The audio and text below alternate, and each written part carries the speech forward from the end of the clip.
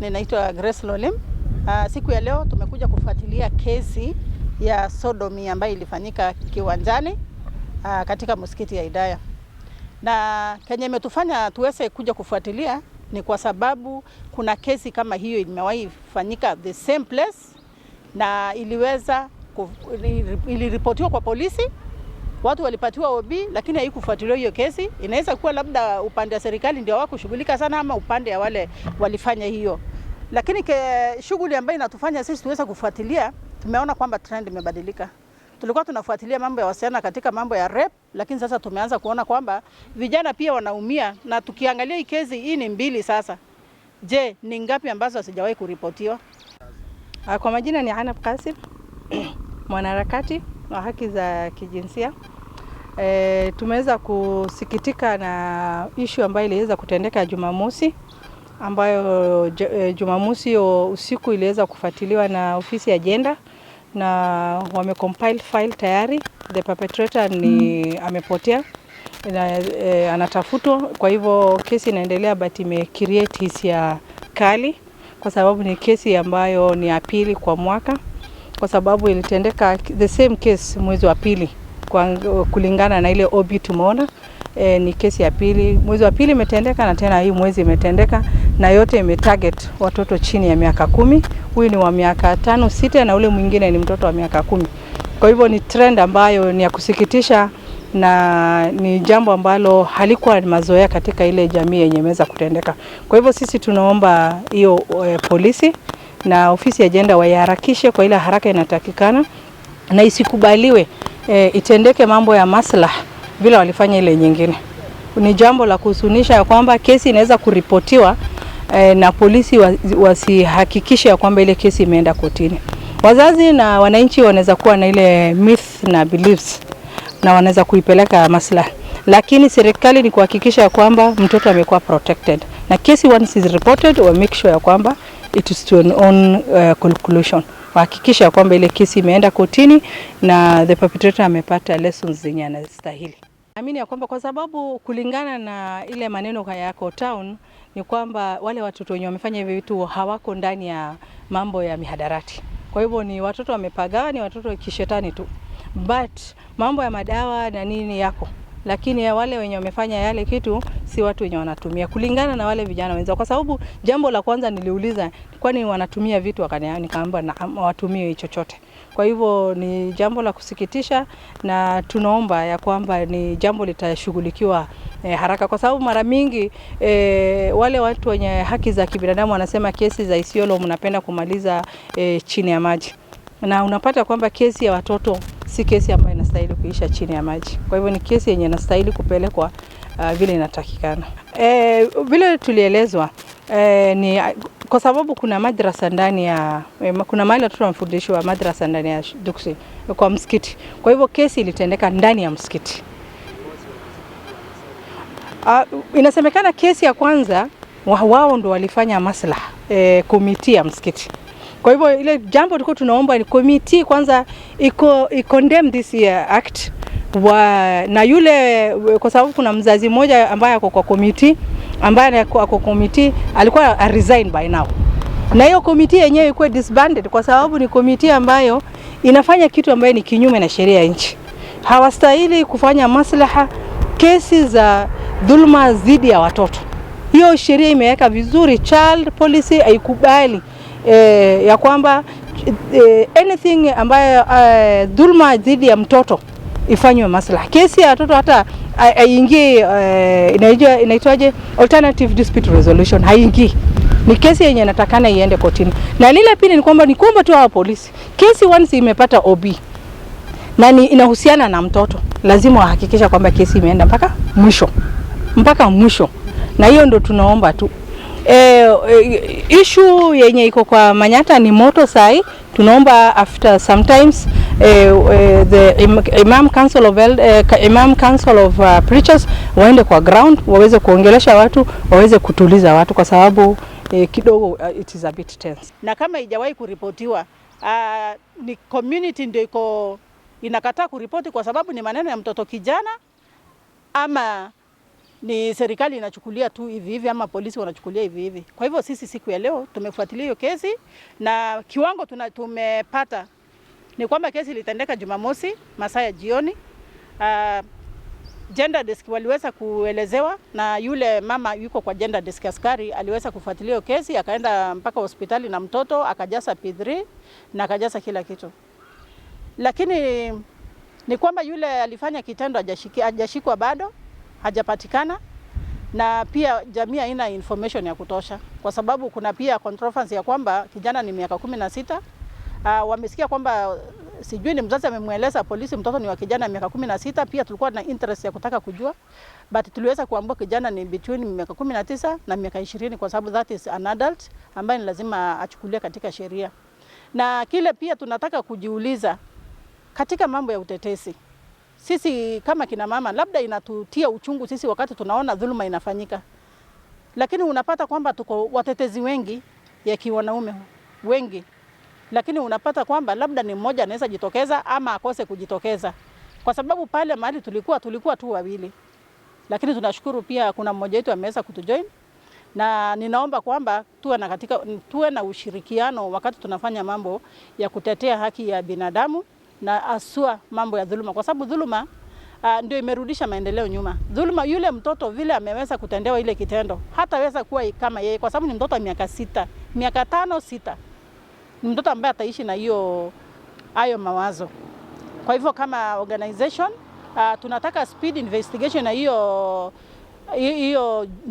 kesi na tuone kwamba haki imeweza kutendeka. Kuna jambo imetusikitisha sana ambapo lile tukio lilitokea siku la Jumamosi, ambapo pia tunaona kwa investigation imechukua period, kwa sababu kama ni Jumamosi, by Jumapili hizo files zingekuwa ziko tayari.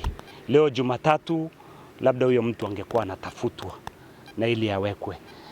Jambo la pili ambapo naiweka uwezo zaidi, kuna justice delay is justice denied, kwa sababu wazee wetu wanajua kumanipulate mambo mingi ili kesi zote zirudi katika ile alternative justice ambapo si tunaita maslaha. Hatutaki kesi ya kudefine mtoto wa umri hiyo irudi katika hiyo alternative justice resolution. Ile kesi tunaitaka ili tuipeleke mbele, iende isikizwe, mtoto apate haki yake.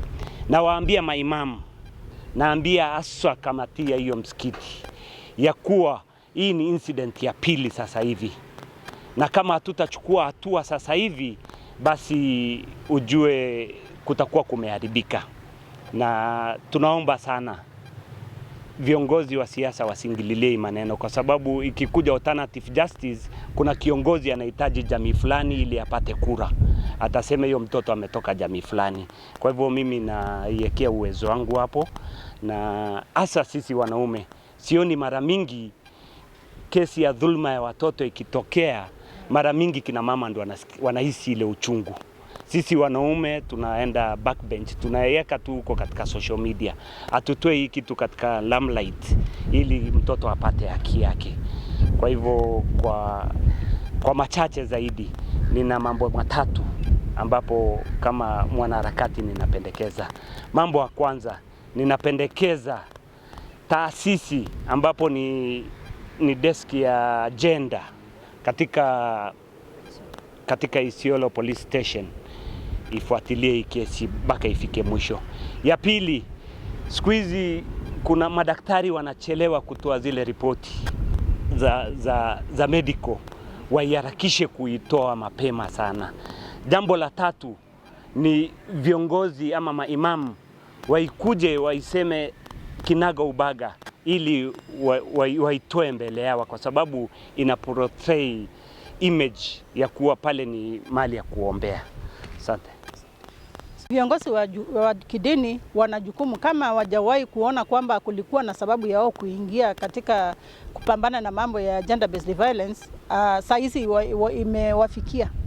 kwa sababu hata katika msikiti na katika makanisa tunastahili kuwa, baada ya kuhubiri ni lazima uweze kusema mambo kama hayo, kwa sababu hayo yatatufanya hata tusione ufalme wa mbinguni. Kwa sababu kama Biblia inasema kwamba usiue, usisini, usiseme uongo, itakusaidia wakati unaelezewa, unafafanuliwa kwamba kitendo kama hiki inaweza kukufanya usiende maybe kupata yale ulikuwa unatarajia kwa Mungu. Kwa hivyo wazee tuseme mashek, maimam wanastahili kujitokeza ili waweze kuhubiri against gender based violence, na waweze kuambia washirika aswa Muslims waeleze, kwa sababu wakitoka hapo wanaweza kushare hii maneno na watoto wao, na I think watoto watakuwa na ile nidhamu ambaye itakuwa maadili mema kwao. Kwa hivyo viongozi wa kidini wastahili kubaki nyuma wakati tunapambana na mambo ya dhuluma. Wanastahili kuwa mstari wa mbele ili kutusaidia katika kiroho.